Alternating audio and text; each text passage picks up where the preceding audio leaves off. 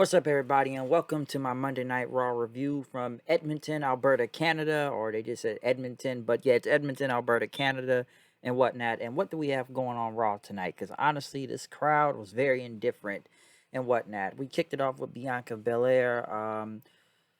Asuka and Alexa Bliss coming out there, basically talking about Bailey and crew. Which next thing you know, Damage Control came out. I'm sure as a lot of people would say.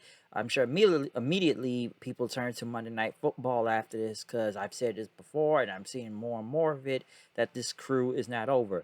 Bailey is over, yes she is, and I think Bailey will go back to bed to be on her own.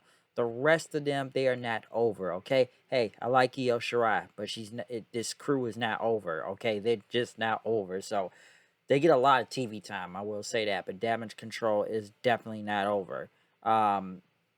Bailey basically told Bianca, "You were chosen. You've been groomed and whatnot. You know, and whatnot." Because Bailey says, "I've done this all myself." Bianca, you've had everything handed to you and whatnot, and everything is on a silver platter. And Bianca said nobody handed her anything. She just been showing up and showing out. Okay. And while you've been rehabbing and stuff, I've been doing a lot of things. Okay. I've made event at WrestleMania. I beat you in a ladder match, was a Hell in a Cell and whatnot. And you just not comfortable with this. Bailey basically said, I taught myself how to walk and run again. And I pinned you a Clash at the Castle. Okay. And I was the first person to do it over 300 days. Bailey basically, say you've done a lot of things and whatnot, but it only happened because I was injured and whatnot. But Bianca just, went on, like I said just before, just to state everything that she has done and everything from, ladder match, Extreme Rules, and WrestleMania main event, like, what were you doing and stuff? But Bianca said, basically after that, well, Bailey said it would be a ladder match at Extreme Rules now. My mistake. Yeah, it'd be a ladder match at Extreme Rules. And Bianca said, okay, but first I want to get extreme on Io tonight. So we kicked it off with Bailey and not Bailey, but Io Shirai and Bianca Belair. A good match to kick off the show. Pretty solid, I will say that. They got some time out there and everything. Bianca ended up getting the win though with the KOD pinning Shirai.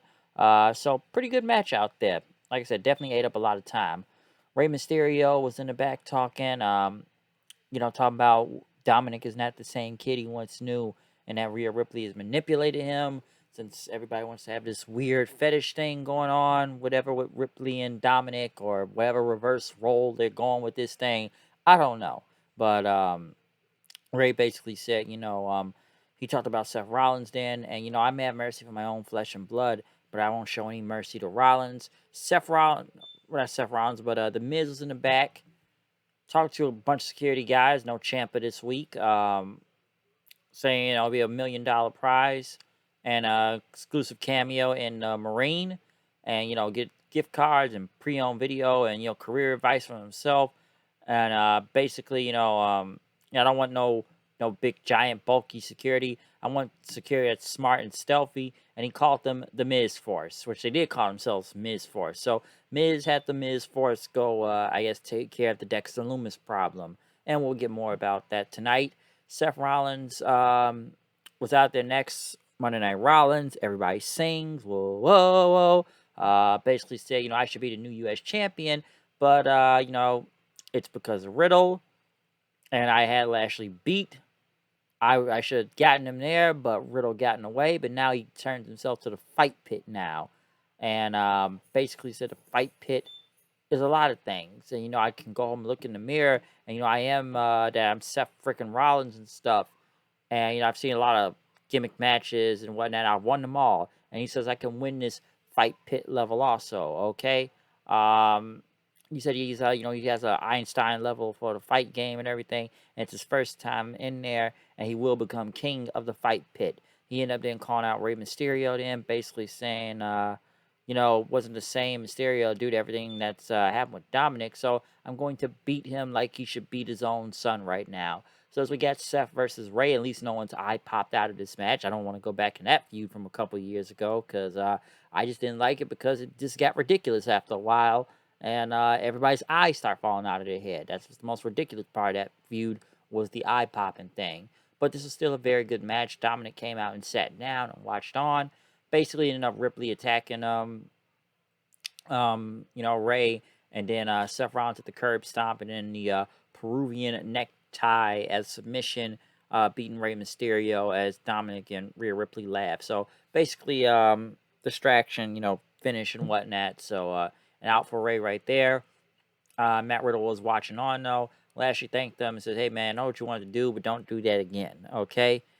Kevin Owens and Johnny Gargano were coming out, and yes, I did see the little QR code and everything for Bray Wyatt at this point. Well, I'm assuming it's Bray Wyatt. Like I said Friday, I didn't really pay much attention to this, but everybody's making a big deal of this right now. So I would assume he's coming. So there you go.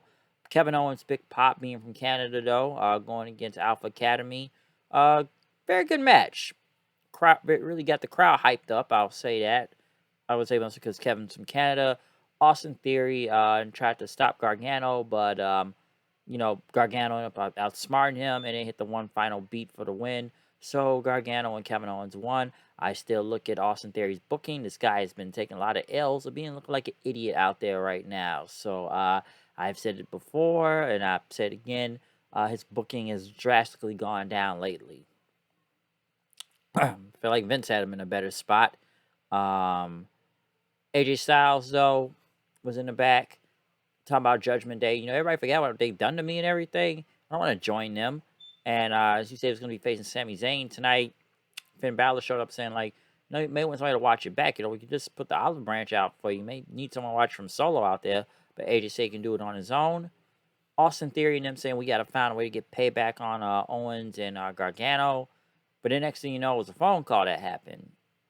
And whatnot. And, Austin Theory answered the phone, but it was with Chad Gable. Ended up being Braun Strowman saying, yeah, I got a match for you next week. It's going to be in your hometown also, okay? So, once I'm done with you, they want to send your body to the morgue and whatnot because you'll be in your hometown for your funeral. As Gable looked scared shitless, Theory and them, Otis were just like, yeah, we're going to take out Gargano next week. Omos continues to fight jobbers. I have no idea why at this point. I don't care if it's a different person booking it. If you're already doing something with to begin with, why are we starting back from square one? That doesn't make any sense. But MVP did keep pointing out, say, Strowman may be the monster of monsters, but Omos is the one true giant. So probably see a match from that soon.